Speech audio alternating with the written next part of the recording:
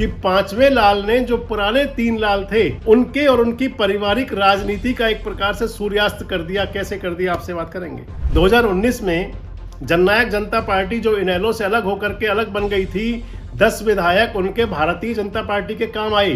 स्थिति यह है कि चौधरी देवीलाल का परिवार आज राजनीति के अंदर अपना मुकाम तलाश रहा है। लेकिन आज के दर्शकों को हम बता दें कि मनोहर लाल जी ने संकल्प लिया था, जब तक चौधरी बंसीलाल को कुर्सी से नहीं हटा देंगे, दाढ़ी नहीं बनवाएंगे, शेविंग नहीं कराएंगे। दोस्तों नमस्कार, मैं संजय मग्गू और मौजूद है देश रोजाना के डिजिटल मीडिया मंच पर। आपसे एक बार फिर बात करने चला हूं हरियाणा की सियासत को लेकर के। हरियाणा की राजनीति की जब बात कभी चलती है तो एक ऐसा प्रदेश सामने आता है, एक ऐसे प्रदेश की राजनीति सामने आती है जिसमें परिवार की और उसके अंदर भी लाल परिवार यानी कि जब भी बात चलती है हरियाणा के अंदर लालों का नाम आया करता है। लेकिन अगर कह दूं कि हरियाणा के जो पांचवें लाल निकले, उन्होंने तीन लाल और उनके परिवारों की राजनीति का एक प्रकार से कहें तो सूर्यास्त सा कर दिया।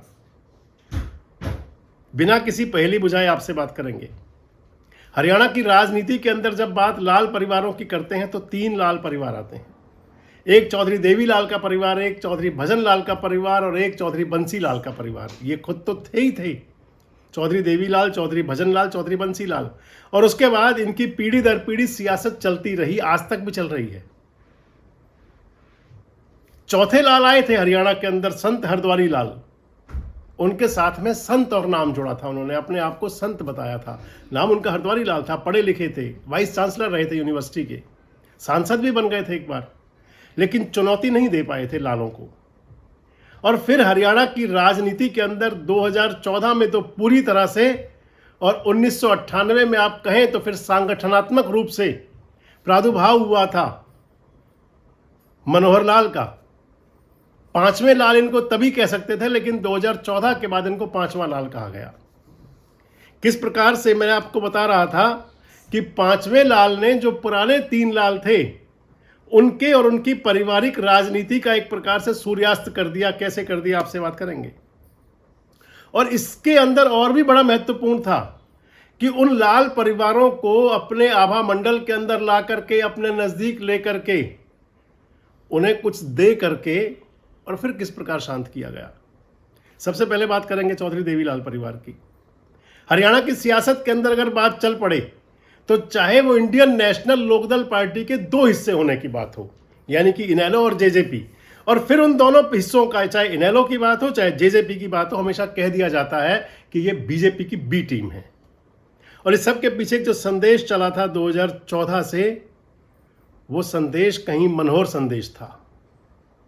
2014 से 19 के बीच में, 2014 में इंडियन नेशनल लोकदल हरियाणा का प्रमुख विपक्षी दल था। और जब पार्टी दो हिस्से हुई तो उस दो हिस्से होने के बाद में सियासी रूप से ये कहा जाने लगा कि ये कहीं ना कहीं बीजेपी के काम ही आएंगे, और वो हुआ।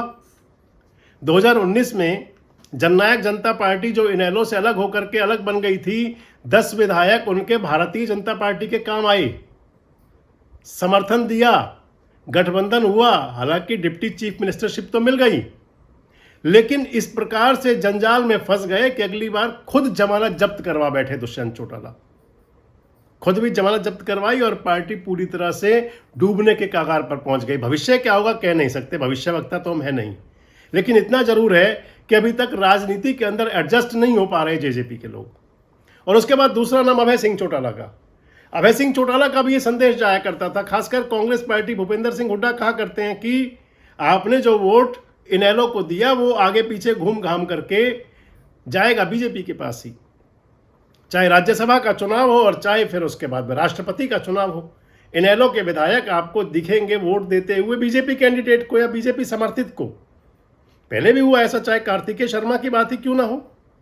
और अब सामने आ जाएगा सतीश नांदल के साथ में क्या होता है, इनेलो के विधायक क्या करेंगे। और आज की स्थिति ये है कि भले ही अभय सिंह चौटाला अपनी पार्टी चला रहे हैं, दुष्यंत चौटाला अपनी पार्टी चला रहे हैं, रंजीत सिंह चौटाला ढूंढ रहे हैं कोई रास्ता मिल जाए तो कहीं वो भी सेलेक्ट हो जाए, सेटल्ड हो जाएं, नज़रें बीजेपी की तरफ हैं। एक बार लोकसभा का टिकट भी मिल गया सूबे की सरकार में वजीर भी बन गए, डिप्टी सीएम भी बन गए, लेकिन स्थिति यह है कि चौधरी देवीलाल का परिवार आज राजनीति के अंदर अपना मुकाम तलाश रहा है। कहाँ ठिकाना मिलेगा, कहाँ लक्ष्य पूरा होगा, कहाँ मंजिल मिलेगी, कैसे पार उतरेंगे। दूसरा परिवार हरियाणा के अंदर चौधरी बंसीलाल का परिवार है। 1996 में चौधरी बंसीलाल हरियाणा के मुख्यमंत्री बने थे भारतीय जनता पार्टी के सहयोग से। स्थितियां जो बनी थी उस समय की, जो सियासतदान हो या राजनीति में रुचि रखने वाले लोग जानते हैं, लेकिन आज के दर्शकों को हम बता दें कि मनोहर लाल जी ने संकल्प लिया था, जब तक चौधरी बंसीलाल को कुर्सी से नहीं हटा देंगे, दाढ़ी नहीं बनवाएंगे, शेविंग नहीं कराएंगे। चौधरी बंसीलाल कुर्सी से हटे, हरियाणा की सत्ता उनके हाथ से गई और उसके बाद फिर कभी लौट कर आई नहीं। जीवन का अंत हो गया उनके।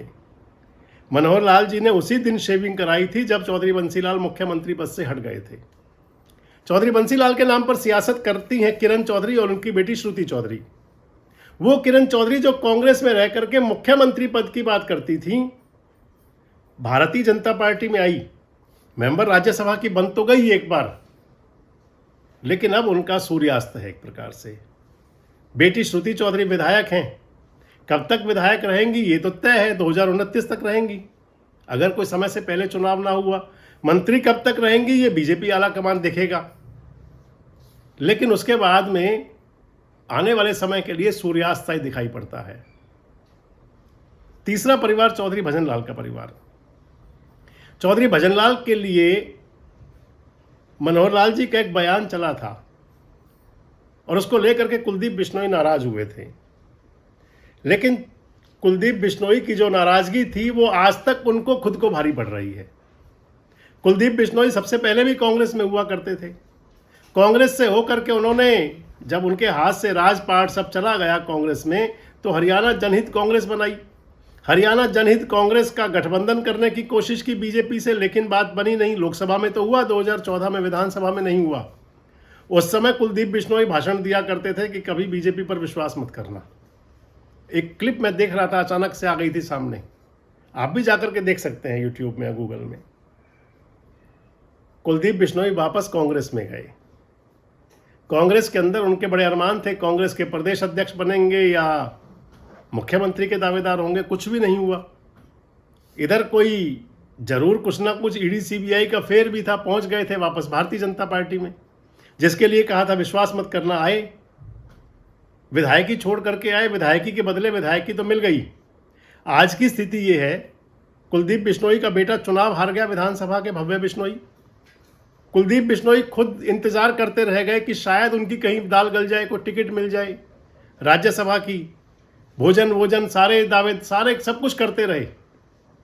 आज की स्थिति ये है कि कुलदीप बिश्नोई पूरी तरह से सियासी रूप से बेरोजगार हैं और उनके जो पुत्र हैं चौधरी भजनलाल के सियासी वारिस भव्य बिश्नोई, वो भारतीय जनता युवा मोर्चा के प्रदेश के प्रभारी हैं। बस सिर्फ इतना रह गया है।